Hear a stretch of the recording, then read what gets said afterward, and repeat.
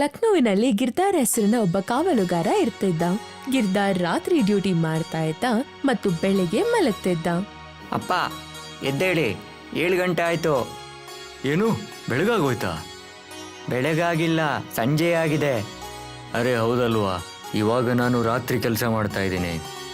ಗಿರ್ದಾರ್ ರಾತ್ರಿ 8 ಗಂಟೆಗೆ ಮನೇನ ಬಿಡ್ತಾ ಇದ್ದ ಮತ್ತು ರಾತ್ರಿ ಇಡೀ ಲಕ್ನೋನ VIP ಕಾಲೋನಿಯಲ್ಲಿ ಕಾವಲು ಕಾಯ್ತಾ ಇದ್ದ. ಎಲ್ರೂ ಮಲ್ಕೊಳ್ಳಿ, ಯಾಕೆ ಅಂದ್ರೆ ಚೌಕಿದಾರ್ ಗಿರ್ದಾರ್ ಸಿಂಗ್ ಎದ್ದಿದ್ದಾನೆ. ಗಿರ್ದಾರ್ ಬೆಳಿಗ್ಗೆ 8 ಗಂಟೆಗೆ ಮನೆಗ್ ವಾಪಸ್ ಬರ್ತಿದ್ದ. ನಾನು ಮಲಗೋಕ್ ಹೋಗ್ತಾ ಇದ್ದೀನಿ. ಮೊದ್ಲು ಏನಾದ್ರೂ ತಿನ್ಬೇಡಿ, ಆಮೇಲೆ ಮಲ್ಕೊಳ್ಳಿ. ರಾತ್ರಿ ಡ್ಯೂಟಿ ಶುರುವಾದ್ಮೇಲೆ ನೀವ್ ತಿನ್ನೋದು ಕುಡಿಯೋದು ಎಲ್ಲ ಬಿಟ್ಟಿದ್ದೀರಾ. ಇವಾಗ ನಂಗ್ ವಯಸ್ಸಿದೆ, ನನ್ಗೆ ಇನ್ನೊಂದ್ ಮಗುನ ಹೆತ್ಬಹುದು. ಏನಿಲ್ಲ ಅಂದ್ರೆ 2 ಮಕ್ಳು ಬೇಕಲ್ವಾ? ನೋಡು, ಮಕ್ಕಳನ್ನ ಬೆಳೆಸೋದು ಕಬ್ಬಿಣದ ಕಡಲೆ ತಿಂದಂತೆ. ಒಂದು ವೇಳೆ ಇನ್ನೊಂದು ಮಗು ಆದ್ರೆ ನಾನು ರಾತ್ರಿ ಹಗಲು 2 ಶಿಫ್ಟಲ್ಲಿ ಕೆಲಸ ಮಾಡಬೇಕಾಗತ್ತೆ. ಅವಾಗ ನನ್ನ ಪರಿಸ್ಥಿತಿಯನ್ನ ಕೇಳೋರು ಯಾರು?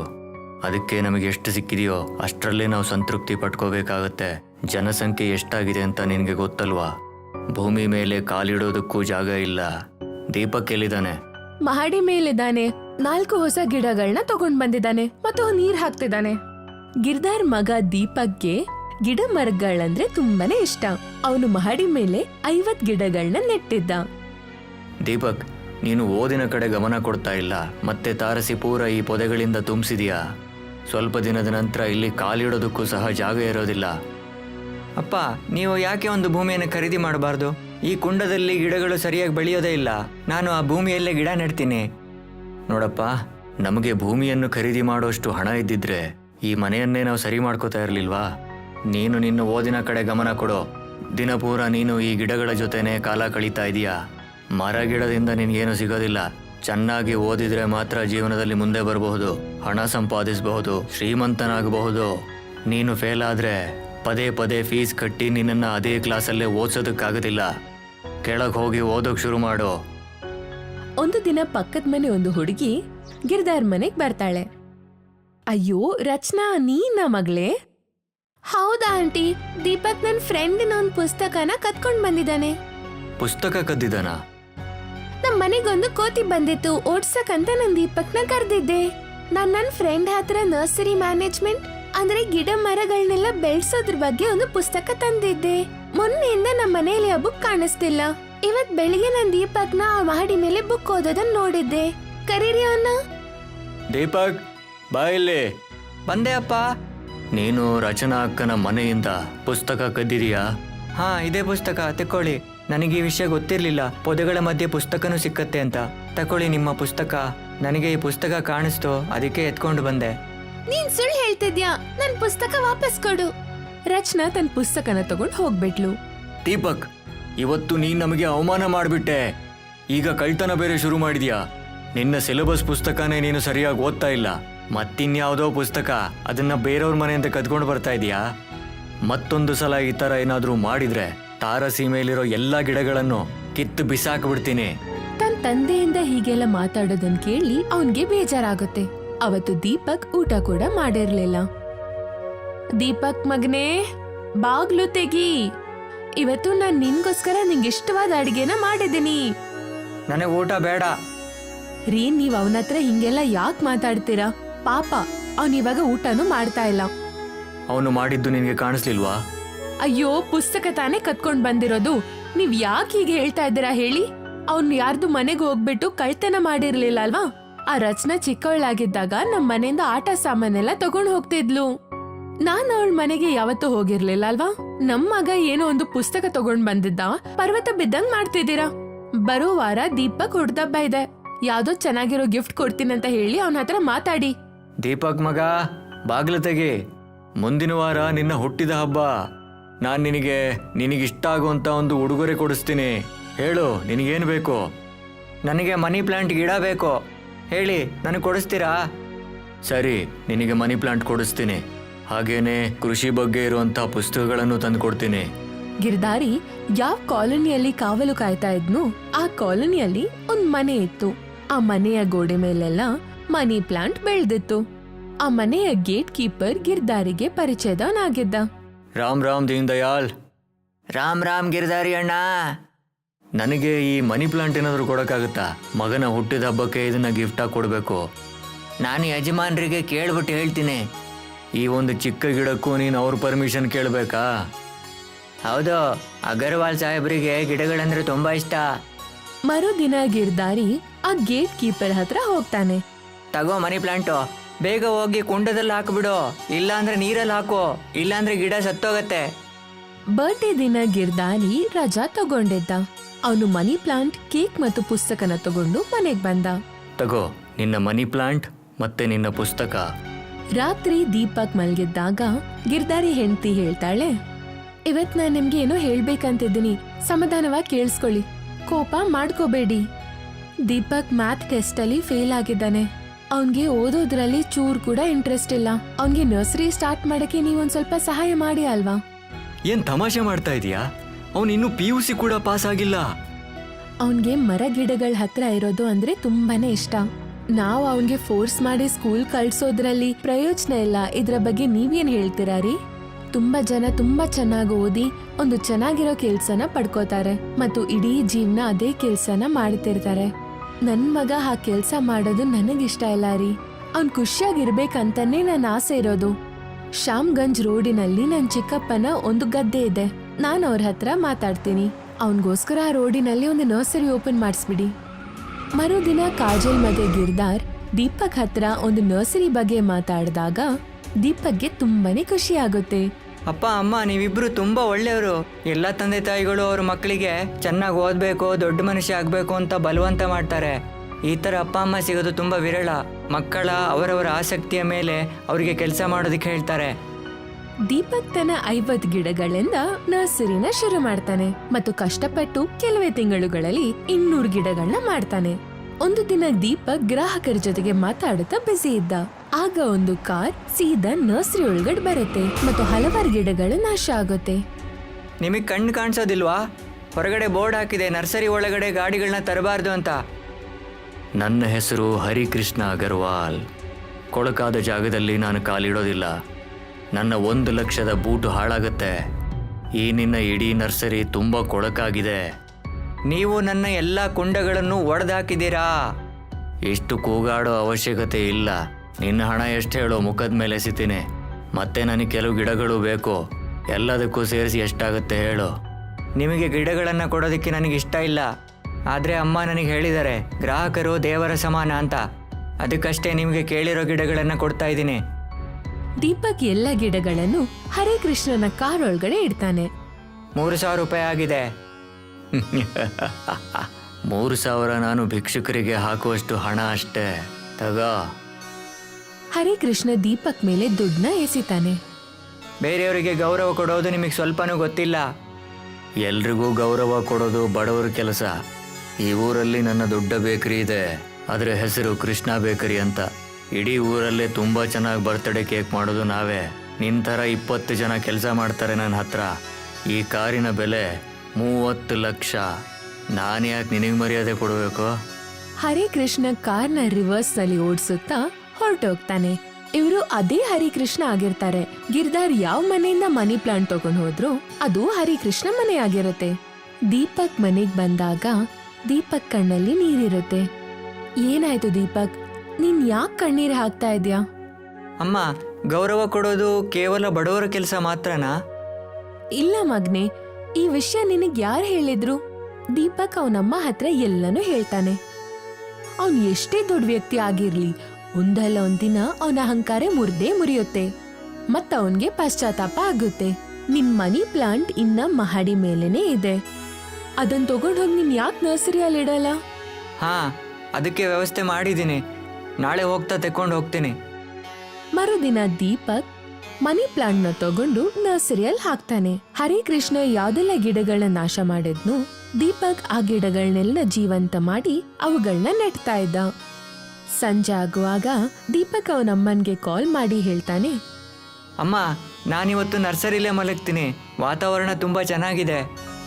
ದೀಪಕ್ ಮನಿ ಪ್ಲಾಂಟ್ ಹತ್ರ ಒಂದು ಬೆಡ್ನ ಹಾಕಿ ಮಲ್ಕೋತಾನೆ. ಬೆಳಿಗ್ಗೆ ದೀಪಕ್ ಎದ್ದಾಗ ಅವನ್ ಕಣ್ಗಳನ್ನ ಅವನ್ಗೆ ನಂಬಕ್ ಆಗ್ತಿರ್ಲಿಲ್ಲ. ಮನಿ ಪ್ಲಾಂಟ್ ಮೇಲೆ ಅದರ ಎಲೆಗಳೆಲ್ಲ ತುಂಬಾ ದೊಡ್ಡದಾಗಿತ್ತು. ಮತ್ತು ಪ್ರತಿ ಎಲೆ ಮೇಲೆ ವಿಧ ವಿಧವಾದ ಕೇಕ್ ಇತ್ತು. ಇಷ್ಟೊಂದು ಕೇಕು ಎಲ್ಲಿಂದ ಬಂತು? ದೀಪಕ್ ಕಾಲ್ ಮಾಡಿ ಅವನ ಅಮ್ಮನ ನರ್ಸರಿಗೆ ಕರೀತಾನೆ. ನಿನ್ನೆವರೆಗೂ ಈ ಮನಿ ಪ್ಲಾಂಟ್ ಸರಿಯಾಗೇ ಇತ್ತು. ಇದ್ರ ಎಲೆಗಳು ಚಿಕ್ಕ ಚಿಕ್ಕದಾಗೆ ಇತ್ತು ಮತ್ತು ಅದ್ರ ಮೇಲೆ ಕೇಕ್ ಏನೂ ಇರ್ಲಿಲ್ಲ. ಆದ್ರೆ ಇವತ್ ನೋಡ್ತಿದ್ರೆ ಎಲೆ ಎಲ್ಲ ದೊಡ್ಡದಾಗಿ ಕೇಕ್ ಎಲ್ಲ ಇದೆ. ಕೇಕ್ ನೋಡಿದ್ರೆ ಚೆನ್ನಾಗಿದೆ. ಸರಿ, ಇವತ್ತು ನಾವ್ ಈ ಕೇಕ್ನೇ ತಿನ್ನೋಣ. ಅಡ್ಗೆ ಮಾಡೋ ಅವಶ್ಯಕತೆ ಇವತ್ತಿಲ್ಲ ಅಲ್ವಾ? ಏನ್ ಹೇಳ್ತೀಯ? ದೀಪಕ್ ಮತ್ತೆ ಕಾಜಲ್ ಹೊಟ್ಟೆ ತುಂಬಾ ಕೇಕ್ ತಿಂತಾರೆ. ಕಾಜಲ್ ಕೆಲವು ಕೇಕ್ನ ಗಿರ್ದಾರಿಗಂತ ತರ್ತಾಳೆ. ಹಾ, ಇವತ್ತು ಒಳ್ಳೆ ದಿನ.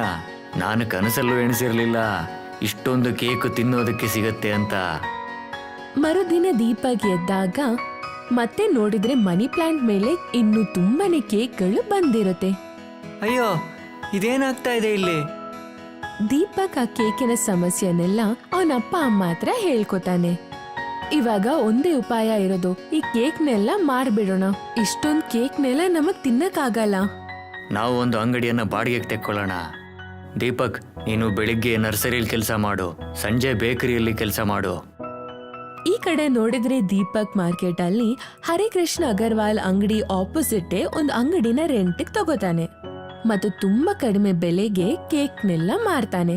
ನಿಧಾನವಾಗಿ ದೀಪಕ್ನ ಕಸ್ಟಮರ್ಸ್ ಎಲ್ಲ ಹೆಚ್ಚಾಗ್ತಾ ಹೋಗ್ತಾರೆ. ದೀಪಕ್ ಇವಾಗ ಒಂದ್ ಕಾರ್ ಕೂಡ ತಗೋತಾನೆ ಮತ್ತೊಂದ್ ಕೆಲ್ಸದವನು ಕೂಡ ಇಡ್ತಾನೆ.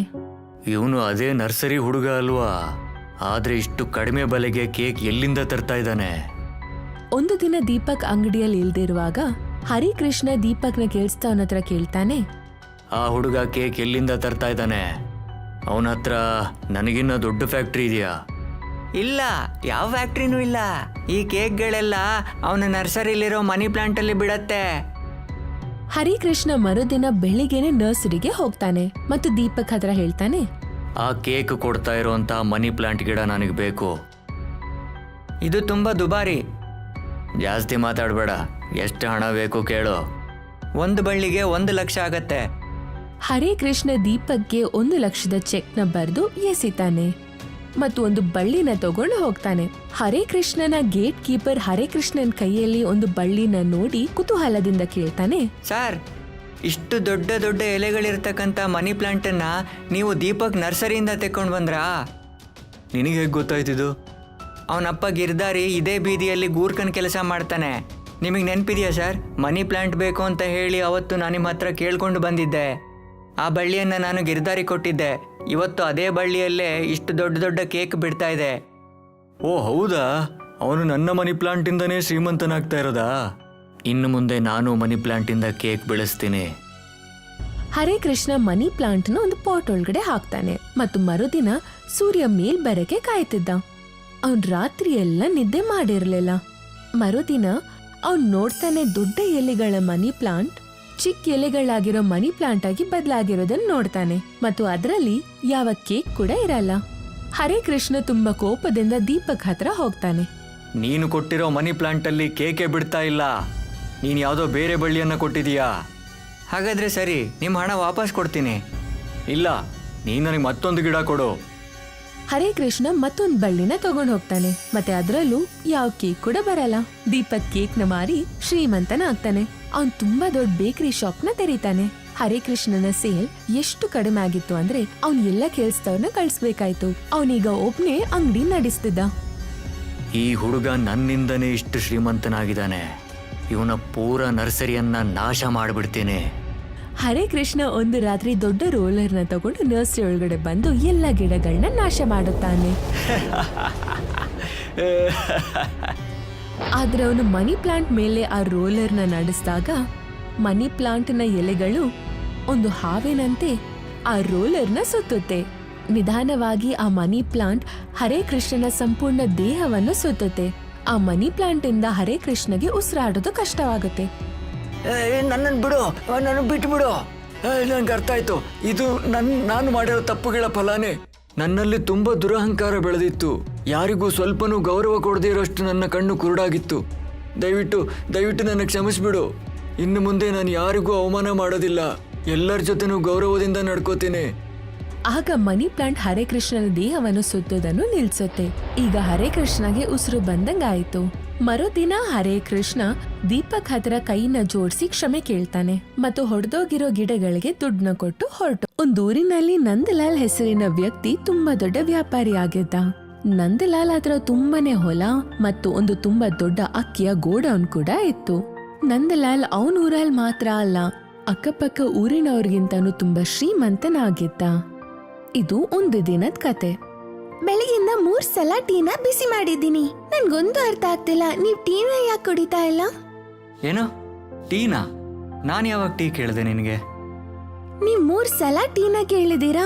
ಕೇಳ್ದಾಗೆಲ್ಲ ನಾನ್ ತಗೊಂಡ್ ಬರ್ತೀನಿ, ಮತ್ತೆ ತಣ್ಣಗಾಗುತ್ತೆ. ಸರಿ ಸರಿ ಹೋಗ್ಲಿ ಬಿಡು.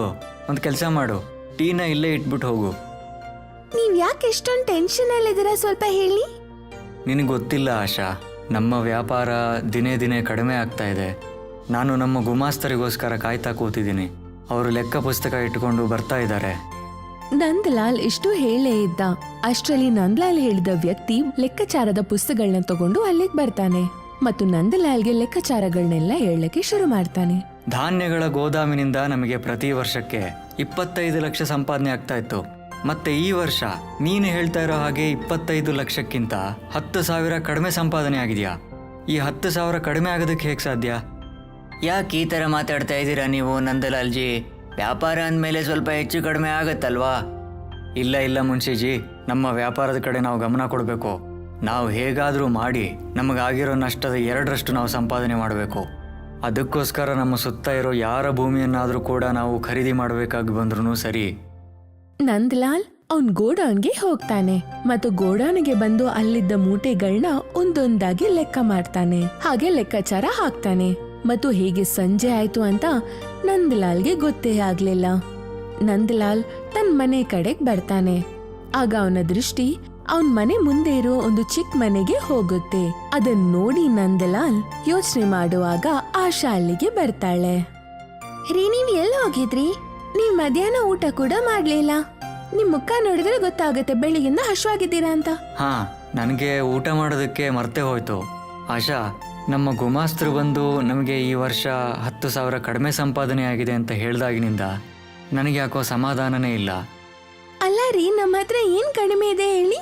ದೇವ್ರು ನಮ್ಗೆ ದುಡ್ಡು ಸಂಪತ್ತು ಎಲ್ಲಾನು ಕೊಟ್ಟಿದ್ದಾನೆ. ಆದ್ರೂ ನೀವ್ ಯಾಕೆ ಇಷ್ಟೊಂದು ಟೆನ್ಷನ್ ಮಾಡ್ತೀರಾ? ನೀವ್ ಹೊರಗಡೆ ನಿಂತ್ಕೊಂಡು ಅರ್ಜುನ್ ಮನೆನ ಯಾಕೆ ನೋಡ್ತಾ ಇದ್ದೀರಾ? ನನಗೊಂದು ವಿಷಯ ಅರ್ಥ ಆಗ್ತಾ ಇಲ್ಲ ಆಶಾ. ನನಗೆ ಹಣದ ಯಾವ ಕೊರತೆನೂ ಇಲ್ಲ, ಹೊಲ ಗದ್ದೆ ಕೂಡ ಇದೆ. ಆದರೂ ನಾನು ಸಂತೋಷವಾಗಿರೋದಕ್ಕೆ ಆಗ್ತಾ ಇಲ್ಲ. ಆದರೆ ನಮ್ಮ ಪಕ್ಕದ ಮನೆಯಲ್ಲಿರೋ ಅರ್ಜುನ್ ತುಂಬ ಚಿಕ್ಕ ಪ್ರಮಾಣದ ರೈತ. ಅವನ ಹತ್ರಕ್ಕೆ ಹಣ ಆಸ್ತಿ ಯಾವುದೂ ಇಲ್ಲ. ಆದರೂ ಅವನು ಇಷ್ಟು ಸಂತೋಷವಾಗಿ ಹೇಗಿರ್ತಾನೆ? ಅವನ್ ಹೇಗ್ ಖುಷಿಯಾಗಿದ್ದಾನಂದ್ರೆ ಅದ್ರ ಬಗ್ಗೆ ನನ್ ಹೇಗ್ ಗೊತ್ತು? ನಾನೇನ್ ಹೇಳ್ತೀನಂದ್ರೆ ನಾಳೆ ನೀವೇ ಅವನ ಹತ್ರ ಹೋಗಿ ಕೇಳ್ಕೊಳ್ಳಿ. ಇವಾಗ ಸದ್ಯಕ್ಕೆ ಒಳಗಡೆ ಬಂದು ಊಟ ಮಾಡಿ. ನನ್ಗೆ ಬೆಳಿಗ್ಗೆಯಿಂದ ನಿಮ್ದೇ ಚಿಂತೆ ಆಗಿದೆ. ಸರಿ ಸರಿ, ಬಾ ಊಟ ಮಾಡೋಣ. ನಂದಲಾಲ್ ಮನೆಗೆ ಹೋಗಿ ಊಟ ಮಾಡಕ್ಕಂತ ಕುತ್ಕೊಂಡಿರ್ತಾನೆ. ಅವನ್ ಮುಂದೆ ತಿನ್ನಕ್ಕಂತ ರುಚಿ ರುಚಿಯಾದ ಊಟ ಕೂಡ ಇರುತ್ತೆ. ನಂದಲಾಲ್ ಸ್ವಲ್ಪನೇ ತಿಂತಾನೆ. ರೀ, ಏನಿದು? ನೀವ್ ಬರೀ ಅರ್ಧ ರೋಟಿ ತಿಂದಿದ್ದೀರಾ. ನಿಮ್ಗೆ ಇಷ್ಟ ಆಗುವಂತ ಎಲ್ಲ ಅಡಿಗೆನೂ ಮಾಡಿದ್ದೀನಿ. ಆಶಾ, ನನಗೆ ಹಸುವಿಲ್ಲ. ಇಷ್ಟು ಹೇಳಿ ನಂದಲಾಲ್ ಮೇಲಿನ ರೂಮ್ಗೆ ಹೋಗಿ ಮಲಗ್ತಾನೆ ಮತ್ತು ಅವನ್ ಕಿಟಕಿಯಿಂದ ಅವನು ಅರ್ಜುನ್ ಮನೆಯನ್ನೇ ನೋಡ್ತಿರ್ತಾನೆ. ನನಗೊಂದು ಅರ್ಥ ಆಗ್ತಾ ಇಲ್ಲ, ಈ ವ್ಯಕ್ತಿ ಇಷ್ಟೊಂದು ಸಂತೋಷವಾಗಿ ಹೇಗಿರ್ತಾನೆ? ಇವನ ಬಗ್ಗೆ ನನಗೆ ಗೊತ್ತಿರೋ ಹಾಗೆ ಕೆಲವೊಂದು ದಿನ ಇವನ ಮನೆಯಲ್ಲಿ ರಾತ್ರಿ ಊಟಕ್ಕೆ ಕೂಡ ಗತಿ ಇಲ್ಲ. ಆದರೂ ಇವನ ಹೆಂಡತಿ ಮತ್ತೆ ಮಗಳು ಯಾವಾಗ ನೋಡಿದ್ರೂ ನಗ್ನಗ್ತಾ ಇರ್ತಾರೆ. ಇಷ್ಟು ಹೇಳಿ ನಂದಲಾಲ್ ಅವನ್ ಬೆಡ್ ಮೇಲೆ ಮಲ್ಕೊಂಡಿರ್ತಾನೆ. ಮರುದಿನ ನಂದಲಾಲ್ ಅವನ್ ಗೋಡೌನ್ಗೆ ಹೋಗಿ ಅವನ್ ಲೆಕ್ಕದ ವ್ಯಕ್ತಿ ಹತ್ರ ಹೀಗೆ ಹೇಳುತ್ತಾನೆ. ಮುನ್ಷಿಜಿ, ನಾನು ತೀರ್ಮಾನ ಮಾಡಿದ್ದೀನಿ. ನಾವು ಹಳ್ಳಿಯಲ್ಲಿರೋ ಕೆಲವು ರೈತರ ಭೂಮಿಯನ್ನ ಕೊಂಡುಕೊಂಡ್ಬಿಡೋಣ. ಆಗ ಮಾತ್ರ ಹೆಚ್ಚಿನ ಲಾಭ ನಮಗೆ ಸಿಗತ್ತೆ. ಈ ವರ್ಷ ನಮಗೆ 10,000 ರೂಪಾಯಿ ಲಾಸ್ ಆಗಿದೆ. ನಾನು ಅಂದ್ಕೊಂಡಿರೋದು ಈ 10,000 ನಷ್ಟದ ಬದಲಾಗಿ ನಮಗೆ 10 ಲಕ್ಷ ಲಾಭ ಮಾಡ್ಕೋಬೇಕು. ನಿಮ್ಮ ಯೋಚನೆ ಚೆನ್ನಾಗಿದೆ ನಂದಲಾಲ್ಜಿ, ಆದರೆ ಒಮ್ಮೆ ಯೋಚನೆ ಮಾಡಿ. ಇದಕ್ಕೋಸ್ಕರ ನಾವು ತುಂಬ ಒತ್ತಾಯ ಮಾಡಬೇಕಾಗತ್ತೆ. ಅದರಿಂದಾಗಿ ನಮಗೆ ಕೆಲವು ಅನಾವಶ್ಯಕ ಸಮಸ್ಯೆಗಳು ಬರಬಹುದು. ಯಾಕೆಂದರೆ ಸುಮಾರು ಜನ ರೈತರು ಮಾರಾಟಕ್ಕೆ ಒಪ್ಪೋದಿಲ್ಲ. ಯಾಕೆ ಕೊಡೋದಿಲ್ಲ? ಅವ್ರ ಭೂಮಿಗೆ ನಾವು ಒಳ್ಳೆ ಹಣ ಕೊಡ್ತಾ ಇದ್ದೀವಿ ಅಂದಮೇಲೆ ಖಂಡಿತವಾಗ್ಲೂ ಒಪ್ತಾರೆ. ನಾನು ಇವತ್ತೇ ಪಕ್ಕದ ಮನೆ ಅರ್ಜುನ್ ಜೊತೆ ಮಾತಾಡ್ತೀನಿ. ಅವನ ಭೂಮಿಯ 2ರಷ್ಟು ಹಣಕ್ಕೆ ಅವನನ್ನು ಕೇಳ್ತೀನಿ. ಆವಾಗ ಅವನು ಮಾರಾಟ ಮಾಡೋದಕ್ಕೆ ತಯಾರಾಗಿ ಆಗ್ತಾನೆ. ಸರಿ, ನಿಮಗೆ ಹೇಗೆ ಅನ್ಸುತ್ತೋ ಹಾಗೆ ಮಾಡಿ. ಸಂಜೆ ಹೊತ್ತಿನಲ್ಲಿ ನಂದಲಾಲ್ ಅರ್ಜುನ್ ಮನೆಗೆ ಹೋಗ್ತಾನೆ. ಅವ್ನ್ ನೋಡ್ದಾಗ ಅರ್ಜುನ್ ಅವನ್ ಮಗಳ ಜೊತೆ ಆಟ ಆಡ್ತಿರ್ತಾನೆ. ಅಪ್ಪ, ಊರಿನಲ್ಲಿ ಜಾತ್ರೆ ನಡೀತಿದೆ. ನನ್ಗೆ ಅಲ್ಲಿ ಒಂದು ಗೊಂಬೆ ತುಂಬಾನೇ ಇಷ್ಟ ಆಯ್ತು. ಆ ಗೊಂಬೆನ ನೀವ್ ನಂಗೆ ತಕ್ಕೊಡ್ತೀರಾ ಅಪ್ಪ? ಆ ಗೊಂಬೆಯನ್ನು ಕೊಡಿಸೋಷ್ಟು ಹಣ ನನ್ನ ಹತ್ರಕ್ಕೆ ಇಲ್ಲ ಕಂದ. ಆದರೆ ನಾನು ನಿನಗೆ ಅದಕ್ಕಿನ್ನ ಚೆನ್ನಾಗಿರೋ ಗೊಂಬೆ ತೋರಿಸ್ತೀನಿ. ಆಗ ನೀನು ತುಂಬ ಸಂತೋಷ ಪಡ್ತೀಯ. ಹೌದಾ ಅಪ್ಪ? ತೋರ್ಸಿ ಹಂಗಾದ್ರೆ ಆ ಗೊಂಬೆನ.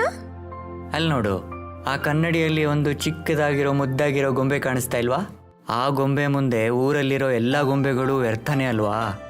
ಅವಳ ತಂದೆಯ ಮಾತನ್ನು ಕೇಳಿ ಕಂಚನ್ಗೆ ಜೋರಾಗಿ ನಗು ಬರುತ್ತೆ. ಆಗ ಅವಳ ದೃಷ್ಟಿ ನಂದಲಾಲ್ ಮೇಲೆ ಹೋಗುತ್ತೆ. ನಂದಲಾಲ್ನನ್ನು ತಮ್ಮ ಮನೆಯಲ್ಲಿ ನೋಡಿ ಅರ್ಜುನ್ಗೆ ಮತ್ತವನ್ ಹೆಂಡತಿಗೆ ತುಂಬಾನೇ ಖುಷಿ ಆಗುತ್ತೆ. ಬನ್ನಿ ಬನ್ನಿ ನಂದಲಾಲ್ಜಿ, ಇವತ್ತು ನಿಮಗೆ ನಿಮ್ಮ ಮನೆಯ ದಾರಿ ಮರ್ತೋಯ್ತು ಅನ್ಸತ್ತೆ. ನೀನು ನಮ್ಮ ನೆರೆಯೋನು ಅರ್ಜುನ್. ನಾನು ಯಾವಾಗಲೂ ನಮ್ಮನೆ ಕಿಟಕಿಯಿಂದ ನಿಮ್ಮೆಲ್ಲರನ್ನು ನೋಡ್ತಾ ಇರ್ತೀನಿ. ನಿನಗೆ ನಂಬಿಕೆ ಇಲ್ಲ ಅಂದರೆ ನೀನು ನನ್ನ ಹೆಂಡತಿ ಆಶಾಳನ್ನೇ ಒಮ್ಮೆ ಕೇಳಿ ನೋಡು. ಅಲ್ಲ, ನನ್ನಂಥ ಒಬ್ಬ ಕಡುಬಡವನ ಮನೆಯನ್ನು ನೀವ್ಯಾಕೆ ನೋಡ್ತಾ ಇರ್ತೀರಾ? ನಿನ್ನ ಹತ್ರ ನಾನು ಒಂದು ಮುಖ್ಯವಾದ ವಿಷಯ ಮಾತಾಡಬೇಕಾಗಿತ್ತು. ಈಗ ಹೇಗಿದ್ರೂ ನಿಮ್ಮ ಮನೆಗೆ ಬಂದಿದ್ದೀನಲ್ವಾ, ನಾನು ನಿನಗೆ ಕೆಲವು ಪ್ರಶ್ನೆಗಳನ್ನು ಕೂಡ ಕೇಳಬೇಕು. ಯಾವ ಪ್ರಶ್ನೆ ಕೇಳಬೇಕು? ತುಂಬ ವಿಶೇಷವಾದದ್ದೇನಲ್ಲ. ಕೆಲವೊಮ್ಮೆ ನನಗೆ ಈ ಥರ ಅನಿಸಿದ್ದು ಹೌದು. ನೀನು ಒಬ್ಬ ಕಡು ಬಡವ. ನನಗೆ ಗೊತ್ತಿರೋ ಹಾಗೆ ಕೆಲವು ದಿನಗಳು ನಿಮ್ಮ ಮನೆಯಲ್ಲಿ ಊಟಕ್ಕೂ ಸಮಸ್ಯೆ ಇರುತ್ತೆ. ಆದರೂ ನೀವೆಲ್ಲ ಎಷ್ಟು ಸಂತೋಷವಾಗಿ ಹೇಗಿರ್ತೀರಾ? ನಿನಗೆ ಯೋಚನೆಗಳೇ ಇಲ್ವಾ? ಇದು ಎಂತ ಮಾತಾಡ್ತಾ ಇದ್ದೀರಾ ನಂದಲಾಲ್ಜಿ? ಸಂತೋಷಕ್ಕೂ ಹಣಕ್ಕೂ ಏನು ಸಂಬಂಧ? ಎಲ್ಲರಿಗೂ ತುಂಬ ಮುಖ್ಯವಾದದ್ದು ಯಾವ ವಿಷಯದಿಂದ ನಮಗೆ ಸಂತೋಷ ಸಿಗತ್ತೆ ಅಂತ. ಈಗ ನಿಮ್ಮನ್ನೇ ನೋಡಿ, ನಿಮಗನ್ಸತ್ತೆ ನೀವು ತುಂಬ ಹಣ ಸಂಪಾದನೆ ಮಾಡೋದ್ರಿಂದ ನಿಮಗೆ ಸಂತೋಷ ಸಿಕ್ಕತ್ತೆ ಅಂತ. ಆದರೆ ನನ್ನ ನಂಬಿಕೆಗಳೇ ಬೇರೆ. ನಮ್ಮ ಸಂತೋಷಕ್ಕೆ ಕಾರಣವಾದದ್ದು ಹಣ ಮಾತ್ರ ಅಲ್ಲ. ಸರಿ ಬಿಡು ಅರ್ಜುನ್, ಹೋಗಲಿ. ನಾನಿಲ್ಲಿಗೆ ಬಂದಿರೋ ಮುಖ್ಯವಾದ ವಿಷಯ ಏನಂದರೆ, ನಿನ್ನ ಹತ್ರಕ್ಕೂ ಒಂದು ತುಂಡು ಭೂಮಿ ಇದೆ. ನೀನು ಕೃಷಿ ಮಾಡ್ತಾ ಇರೋ ಭೂಮಿ. ಆ ಭೂಮಿಯನ್ನು ನಾನು ಖರೀದಿ ಮಾಡೋದಕ್ಕೆ ರೆಡಿ ಇದ್ದೀನಿ. ಕ್ಷಮಿಸ್ಬಿಡಿ ನಂದಲಾಲ್ಜಿ, ನಾನು ಈ ವಿಷಯ ಹೇಗೆ ಹೇಳಬೇಕು ಅಂತಲೇ ಗೊತ್ತಾಗ್ತಾ ಇಲ್ಲ. ಆದರೂ ಹೇಳ್ತೀನಿ, ನಾನು ಭೂಮಿ ಕೊಡೋಕ್ಕಾಗೋದಿಲ್ಲ. ಓ, ನಿನಗೆ ಅನಿಸಿರ್ಬಹುದು ಎಲ್ಲ ಜಮೀನ್ದಾರ ಥರ ನಾನು ಸಹ ತುಂಬ ಕಡಿಮೆ ಬೆಲೆಗೆ ನಿನ್ನ ಭೂಮಿಯನ್ನು ಕೇಳೋಕೆ ಬಂದಿದ್ದೀನಿ ಅಂತ. ಹಾಗಲ್ಲ ಅರ್ಜುನ್, ನಾನು ಒಬ್ಬ ವ್ಯಾಪಾರಿ. ನಾನು 2ರಷ್ಟು ಬೆಲೆ ಕೊಡೋದಕ್ಕೂ ಕೂಡ ರೆಡಿ ಇದ್ದೀನಿ. ನಂದಲಾಲ್ಜಿ, ನೀವು ಕೇವಲ 2 ಪಟ್ಟು ಅಷ್ಟೇ ಅಲ್ಲ, 10 ಪಟ್ಟು ಹೆಚ್ಚಾಗಿ ಹಣ ಕೊಡ್ತೀನಿ ಅಂದ್ರೂ ಸಹ ಆಗಲೂ ನಿಮಗೆ ಭೂಮಿಯನ್ನು ಕೊಡೋಕ್ಕಾಗೋದಿಲ್ಲ. ಯಾಕೆ ಅಂದರೆ ಈ ಭೂಮಿ ನಮ್ಮ ಹಿರಿಯರದ್ದು. ಈ ಭೂಮಿಯಲ್ಲಿ ನನ್ನ ತಂದೆ ತಾಯಿಯರ ನೆನಪು, ಮಮಕಾರ ಎಲ್ಲವೂ ಬೆರೆತಿದೆ. ಯೋಚನೆ ಮಾಡು ಅರ್ಜುನ್, ನೆನಪುಗಳಿಂದ ಹೊಟ್ಟೆ ತುಂಬೋದಿಲ್ಲ. ನಿನ್ನ ಹತ್ರಕ್ಕೆ ಹೆಚ್ಚಿನ ಹಣ ಇದ್ದಾಗ ಮಾತ್ರ ನಿನ್ನ ಕಷ್ಟ ಕಾಲಕ್ಕೆ ಉಪಯೋಗ ಆಗತ್ತೆ. ನಂದಲಾಲ್ಜಿ, ನೆನಪುಗಳು ನಮ್ಮ ಜೀವನದಲ್ಲಿ ತುಂಬ ಮುಖ್ಯವಾದ ಪಾತ್ರ ವಹಿಸುತ್ತೆ. ಸಂತೋಷವಾದ ನೆನಪುಗಳೇ ನಮ್ಮನ್ನು ಜೀವನದಲ್ಲಿ ನೆಮ್ಮದಿಯಾಗಿಡ್ತವೆ. ಯೋಚನೆ ಮಾಡು ಅರ್ಜುನ್, ನಿನ್ನ ಮಗಳು ಒಳ್ಳೆ ಸ್ಕೂಲಲ್ಲಂತೂ ಓದ್ತಾ ಇಲ್ಲ. ನಿನ್ನ ಕೈಯಲ್ಲಿ ಹಣ ಇದ್ದರೆ ನಿನ್ನ ಮಗಳು ಕಂಚನಾಗೆ ಒಳ್ಳೆ ಸ್ಕೂಲಲ್ಲಿ ವಿದ್ಯಾಭ್ಯಾಸ ಮಾಡಿಸಬಹುದು. ಅವಳು ದೊಡ್ಡೋಳಾಗಿ ಏನಾದರೂ ಸಾಧನೆ ಮಾಡ್ತಾಳೆ. ಕ್ಷಮಿಸ್ಬಿಡಿ ನಂದಲಾಲ್ಜಿ, ನೀವೇನೇ ಹೇಳಿದ್ರೂ ನಾನು ಆ ಭೂಮಿ ಮಾರಾಟಕ್ಕೆ ಒಪ್ಪೋದಿಲ್ಲ. ಸರಿ ಬಿಡು, ನಾನು ತುಂಬ ಒತ್ತಾಯ ಮಾಡೋದಕ್ಕಾಗೋದಿಲ್ಲ. ಇದರ ಮೇಲೆ ನಿನ್ನಿಷ್ಟ. ಇಷ್ಟು ಹೇಳಿ ನಂದಲಾಲ್ ಅಲ್ಲಿಂದ ಹೊರಟೋಗ್ತಾನೆ. ಆ ದಿನದ ನಂತರ ನಂದಲಾಲ್ ಊರಿನ ತುಂಬಾ ಜಮೀನನ್ನು ಖರೀದಿ ಮಾಡ್ತಾನೆ ಮತ್ತೊಂದು ತುಂಬಾ ಭತ್ತನ ಬೆಳೆಯಕ್ಕೆ ಶುರು ಮಾಡ್ತಾನೆ. ಹೀಗೆ 1 ವರ್ಷ ಕಳೆಯುತ್ತೆ. ಆ ಲೆಕ್ಕದ ವ್ಯಕ್ತಿ ಮತ್ತೆ ಲೆಕ್ಕನ ತಗೊಂಡು ಬರ್ತಾನೆ. ಏನಾಯ್ತು ಮುನ್ಷಿಯವರೇ, ಈ ವರ್ಷದ ಲಾಭ ಎಷ್ಟು? ನೀವು ಹೇಳಿದ ಹಾಗೇನೆ ಕಳೆದ ವರ್ಷ ನಮಗೆ 10,000 ಏನು ಲಾಸ್ ಆಗಿತ್ತೋ, ಈ ವರ್ಷ ನಮಗೆ ಅದರ ಬದಲಾಗಿ ಒಟ್ಟಾರೆ 24 ಲಕ್ಷ ಲಾಭ ಆಗಿದೆ. ಏನು 24 ಲಕ್ಷನಾ? ಮುನ್ಷಿಜಿ, ನಾನು ಅಂದ್ಕೊಂಡಿದ್ದೆ ಈ ವರ್ಷ ನಮಗೆ 25 ಲಕ್ಷನಾದರೂ ಲಾಭ ಆಗತ್ತೆ ಅಂತ. 1 ಲಕ್ಷ ಹೇಗೆ ಕಡಿಮೆ ಆಗೋದಕ್ಕೆ ಸಾಧ್ಯ? ನಾನು ಹೇಗಾದರೂ ಮಾಡಿ ಆಗಿರೋ 1 ಲಕ್ಷ ನಷ್ಟವನ್ನು ಭರಿಸುವಂಥ ಉಪಾಯ ಮಾಡಬೇಕು. ಈ ವರ್ಷ ನಾವು ಹೆಚ್ಚಾಗಿ ಧಾನ್ಯಗಳನ್ನು ಬೆಳಿಬೇಕು. ನೆನಪಿರಲಿ, ನಮಗಾಗಿರೋ 1 ಲಕ್ಷದ ನಷ್ಟದ ಬದಲಾಗಿ ಮುಂದಿನ ವರ್ಷ ನಮಗೆ 50 ಲಕ್ಷಗಳ ಲಾಭ ಆಗಬೇಕು. ಆ ಲೆಕ್ಕದ ಪಂಡಿತ ಅಲ್ಲಿಂದ ಹೊರಟೋಗ್ತಾನೆ. ಆಗ ನಂದಲಾಲ್ನ 11 ವರ್ಷದ ಮಗಳು ನಂದಿನಿ ನಂದಲಾಲ್ ಹತ್ರ ಬಂದು ಹೇಳ್ತಾಳೆ, ಅಪ್ಪ ಇಲ್ಲಿ ನೋಡಿ, ನಾನು ಈ ವರ್ಷ ನನ್ನ ಸ್ಕೂಲಲ್ಲಿ ಫಸ್ಟ್ ರ್ಯಾಂಕ್ ಬಂದಿದ್ದೀನಿ. ನೀನು ಬರೀ ಸ್ಕೂಲಿಗಲ್ಲ, ಇಡೀ ಜಿಲ್ಲೆಗೆ ಫಸ್ಟ್ ಬರಬೇಕಾಗಿತ್ತು. ಇವಾಗ ಪೇಟೆ ಹೋಗೋದಕ್ಕೆ ರೆಡಿಯಾಗು. ಇನ್ನು ಮುಂದೆ ನೀನು ಪೇಟೆಯ ಸ್ಕೂಲಲ್ಲೇ ಓದ್ತೀಯಾ? ಆದ್ರೆ ಅಪ್ಪ, ನನ್ ಬೋರ್ಡಿಂಗ್ ಸ್ಕೂಲಿಗೆ ಮಾತ್ರ ಹೋಗಲ್ಲ. ನನ್ಗೆ ಈ ಊರಿನ ಸ್ಕೂಲೇ ಇಷ್ಟ ಆಗುತ್ತೆ. ಇಲ್ಲ ನಂದಿನಿ, ನೀನು ಚೆನ್ನಾಗಿ ಓದಿ ಏನಾದರೂ ಸಾಧನೆ ಮಾಡಬೇಕು. ನಂದಿನಿ ಬೇಜಾರ್ ಮಾಡ್ಕೊಂಡು ಅಲ್ಲಿಂದ ಹೊರಟೋಗ್ತಾಳೆ. ಆಗ ನಂದಲಾಲ್ ನೋಡ್ತಾನೆ ಅವನ್ ಪಕ್ಕದ ಮನೆಯಲ್ಲಿರೋ ಅರ್ಜುನ್ ಮಗಳು ಕಂಚನ್ ಖುಷಿಯಿಂದ ಮನೆಗ್ ಬರುತ್ತಿರೋದನ್ನು ಮತ್ತು ಅವಳ ಅಪ್ಪನ ಹತ್ರ ಹೇಳ್ತಾಳೆ, ಅಪ್ಪ ನನ್ಗೆ ಈ ಸಲ ತುಂಬಾ ಚೆನ್ನಾಗಿ ಮಾರ್ಕ್ಸ್ ಬಂದಿದೆ. ಇದು ತುಂಬಾ ಒಳ್ಳೆ ವಿಷಯ ಕಂದ. ಮುಂದಿನ ವರ್ಷ ಇದಕ್ಕಿನ್ನ ತುಂಬಾ ಚೆನ್ನಾಗಿ ಓದಬೇಕು. ಈ ಸಂತೋಷಕ್ಕೆ ನಾನು ಸಂಜೆ ನಿನಗೆ ಇಷ್ಟವಾಗಿರೋ ಅಡುಗೆ ಮಾಡಿಸ್ತೀನಿ. ನಂದ್ಲಾಲ್ ಅವರಿಬ್ರನ್ನ ತುಂಬಾ ಆಲೋಚನೆಯಿಂದ ನೋಡ್ತಾ ಇದ್ದ. ಆಗ ನಂದ್ಲಾಲ್ನ ಹೆಂಡತಿ ಆಶಾ ಅಲ್ಲಿಗೆ ಬರ್ತಾಳೆ. ನೀವ್ ನಂದಿನಿನ ಬೋರ್ಡಿಂಗ್ ಸ್ಕೂಲ್ ಕಳಿಸ್ತಿದ್ದೀರಾ? ನೀವ್ ಅರ್ಜುನ್ ಮತ್ತೆ ಅವ್ರ ಮಗಳನ್ನ ಯಾಕೆ ನೋಡ್ತಾ ಇದ್ದೀರಾ? ಯೋಚಿಸ್ತಿದ್ದೆ, ನನ್ನ ಮಗಳು ಇಡೀ ಸ್ಕೂಲಿಗೆ ಫಸ್ಟ್ ಬಂದಿದ್ದಾಳೆ, ಆದರೂ ನನಗೆ ಯಾವ ಸಂತೋಷನೂ ಆಗ್ತಾ ಇಲ್ಲ. ಆದರೆ ಈ ಅರ್ಜುನ್ ಮಗಳು ಕೇವಲ ಪಾಸ್ ಆಗಿದ್ದಾಳೆ ಅಷ್ಟೇ. ಆದರೂ ಅವನು ಅಷ್ಟೊಂದು ಸಂತೋಷವಾಗಿದ್ದಾನೆ, ಎಷ್ಟು ನಗ್ನಗ್ತಾ ಓಡಾಡ್ತಾ ಇದ್ದಾನೆ. ಆಶಾ ನನಗೆ ನೆನಪು ಸಹ ಇಲ್ಲ ನಾನು ಕಳೆದ ಬಾರಿ ನಕ್ಕಿದ್ಯಾವಾಗ ಅಂತ. ಹೀಗೆ 20 ವರ್ಷಗಳು ಹೇಗ್ ಕಳೀತು ಅಂತ ಗೊತ್ತಾಗಿಲ್ಲ. ನನ್ಲಾಲ್ನ ಮಗಳು ಇವಾಗ ದೊಡ್ಡವಳಾಗಿದ್ಲು. ಅವಳು ಊರಿನ ಕಲೆಕ್ಟರ್ ಆಗಿ ಸೆಲೆಕ್ಟ್ ಆಗಿದ್ಲು. ಮತ್ತು ಇನ್ನೊಂದ್ ಕಡೆ ಅರ್ಜುನ್ನ ಮಗಳು ಕಂಚನ್ ಅವಳ ಅಪ್ಪನ ಜೊತೆ ಅದೇ ಗದ್ದೆಯಲ್ಲಿ ಕೆಲಸ ಮಾಡಲು ಶುರು ಮಾಡಿದ್ಲು. ಆ ದಿನ ನಂದ್ಲಾಲ್ ಊರಲ್ಲೆಲ್ಲ ಸ್ವೀಟ್ ನ ಹಂಚ್ತಾ ಇದ್ದ. ಅವನ್ ಸ್ವೀಟ್ ಕೊಡಕ್ಕಂತ ಅರ್ಜುನ್ ಮನೆಗೆ ಹೋಗಿದ್ದ. ಬನ್ನಿ ಬನ್ನಿ ನಂದಲಾಲ್ಜಿ, ನನಗೆ ನೆನಪಿರೋ ಹಾಗೆ 20 ವರ್ಷಗಳ ಮೊದಲು ನೀವು ಬಂದಿದ್ದು. ನನ್ನ ಮಗಳು ಕಲೆಕ್ಟರ್ ಆಗಿದ್ದಾಳೆ ಅರ್ಜುನ್. ಮತ್ತೆ ನನ್ನ ಮಗಳು ನನ್ನ ಜೊತೆ ಹೊಲದಲ್ಲೇ ಕೆಲಸ ಮಾಡ್ಕೊಂಡಿದ್ದಾಳೆ. ಇವಾಗ ನೀನು ಸಂತೋಷವಾಗಿದೆಯಾ? ಇದು ಸಂತೋಷವಾದ ವಿಷಯನೇ ಅಲ್ವಾ ನಂದಲಾಲ್ಜಿ?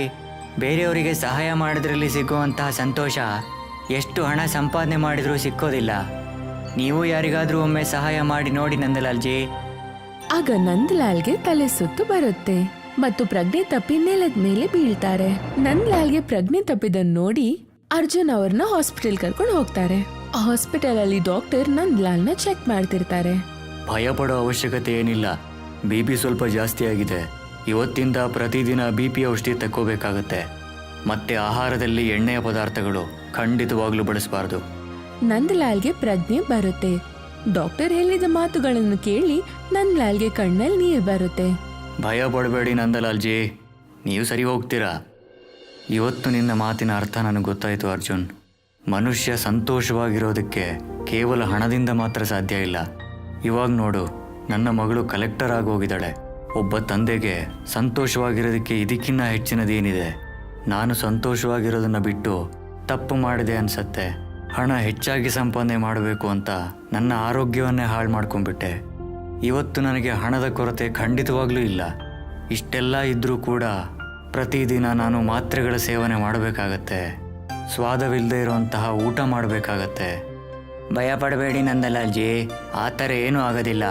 ನೀವು ಹೆಚ್ಚಿನ ಹಣ ಸಂಪಾದನೆ ಮಾಡೋ ದುರಾಸೆಯನ್ನೇ ಬಿಟ್ಟುಬಿಡಿ. ಆ ಭಗವಂತ ನಿಮಗೆ ಎಷ್ಟು ಕೊಟ್ಟಿದ್ದಾನೋ ಅದರಲ್ಲೇ ಸಂತೃಪ್ತಿಯಾಗಿರಿ. ಯಾವಾಗಲೂ ನಗ್ತಾ ಇರಿ, ಸಂತೋಷವಾಗಿರಿ. ನೋಡ್ತಾ ಇರಿ, ನಿಮ್ಮ BP ಸಮಸ್ಯೆ ಕೂಡ ಇದರಿಂದ ಸರಿ ಹೋಗ್ಬಿಡತ್ತೆ. ಅರ್ಜುನ್ ಹೇಳಿದ ಮಾತು ನಂದಲಾಲ್ಗೆ ಅರ್ಥ ಆಗುತ್ತೆ. ಆ ದಿನದ ನಂತರ ನಂದಲಾಲ್ ದುಡ್ಡನ್ನು ಸಂಪಾದನೆ ಮಾಡೋ ಚಿಂತೆಯನ್ನು ಬಿಟ್ಟು ತುಂಬಾ ದಾನ ಮಾಡಲು ಶುರು ಮಾಡ್ತಾನೆ. ಈಗ ಅವನು ಚಿಂತೆ ಮಾಡೋದನ್ನು ಬಿಟ್ಟಿದ್ದ. ಸ್ವಲ್ಪ ಸಮಯದ ನಂತರ ಡಾಕ್ಟರ್ ನಂದಲಾಲ್ಗೆ ಹೇಳುತ್ತಾನೆ, ನಂದಲಾಲ್ಜಿ, BP ಕೇಸ್ಗಳಲ್ಲಿ ತುಂಬ ಕಡಿಮೆ ಉದಾಹರಣೆಗಳಿವೆ. ರೋಗಿ ಔಷಧಿನೇ ಇಲ್ಲದೆ ಗುಣವಾಗುವಂಥದ್ದು. ನೀವು ಸಹ ಅದರಲ್ಲಿ ಒಬ್ಬರಾಗಿದ್ದೀರಾ. ನಿಮಗೆ ಒಳ್ಳೇದಾಗಲಿ. ಯಾಕೆ ಅಂದರೆ ಆರೋಗ್ಯವಾಗಿರೋ ರಹಸ್ಯ ನನಗಿವಾಗ ಗೊತ್ತು. ಹಾಗಾದರೆ ಆ ರಹಸ್ಯವನ್ನು ನಮಗೂ ಕೂಡ ಹೇಳಿ. ಈ ಒಳ್ಳೆಯ ವಿಷಯದಿಂದ ನಾನು ಬೇರೆಯವ್ರಿಗೂ ಸಹಾಯ ಮಾಡಬಹುದು. ಎಲ್ಲರೂ ಮಾಡುವುದು ಹೊಟ್ಟೆಗಾಗಿ, ಗೇಣು ಬಟ್ಟೆಗಾಗಿ. ನಾವು ನಮ್ಮ ಜೀವನದಲ್ಲಿ ಮಾಡಬೇಕಾದದ್ದು ಇದನ್ನೇ. ನನಗೆ ಅರ್ಥ ಆಗಲಿಲ್ಲ ನಂದಲಾಲ್ಜಿ. ಅದರ ಅರ್ಥ ಏನಂದರೆ ಡಾಕ್ಟ್ರೇ, ನನ್ನ ಪರಿವಾರದ ಹೊಟ್ಟೆ ತುಂಬೋದಕ್ಕೆ ಎಷ್ಟು ಹಣ ಬೇಕೋ ಭಗವಂತ ಅಷ್ಟನ್ನು ಮಾತ್ರ ಕೊಡಲಿ. ಮನೆಗೆ ಬಂದ ಅತಿಥಿಯನ್ನು ಸಂತೃಪ್ತಿಗೊಳಿಸುವಷ್ಟು ಮಾತ್ರ ಹಣ ಕೊಡಲಿ. ಹೆಚ್ಚಿನ ಹಣ ಸಂಪಾದನೆ ಮಾಡಬೇಕು ಅಂದರೆ ನಾವು ನಮ್ಮ ಆರೋಗ್ಯವನ್ನು ಬಲಿ ಕೊಡಬೇಕಾಗತ್ತೆ. ಅದರ ಪರಿಣಾಮ ಕೆಟ್ಟದ್ದೇ. ನಿಮ್ಮ ಮಾತು ಕೇಳಿ ನನಗೆ ತುಂಬ ಸಂತೋಷ ಆಯಿತು. ನಾನು ಕೂಡ ನನ್ನ ಜೀವನದಲ್ಲಿ ಹೀಗೆ ಸಂತೋಷವಾಗಿ ಬದುಕ್ತೀನಿ. ಈಗ ನಂದಲಾಲ್ ಮತ್ತು ಅರ್ಜುನ್ ಇಬ್ರು ಜೊತೆ ಕುತ್ಕೊಂಡು ಸಂಜೆ ಟೀನ ಕುಡಿತಾರೆ. ಈಗ ಅವನು ತುಂಬಾನೇ ಖುಷಿಯಿಂದ ಇರ್ತಾನೆ.